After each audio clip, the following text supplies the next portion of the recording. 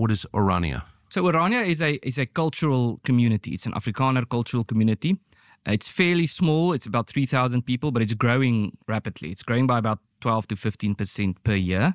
And the idea is it's a culture. It's privately owned. It's a community where the Afrikaner culture can survive and flourish.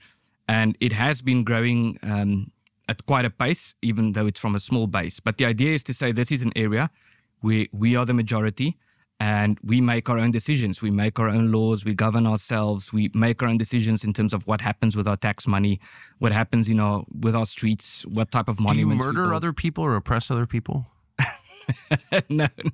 Then why? Maybe you have an answer to this. A neighborhood, a community of 3,000 people, which is tiny, even by South African standards, has received unrelenting negative media attention in the West. Why is that such a moral crime, such an outrage to have a community like that? Yeah, it's bizarre the extent to which Orania has been attacked, especially in the international media.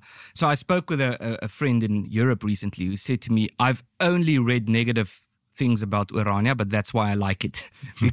Because I know who's writing it. A lot of us have reached that conclusion. Yeah. Yes.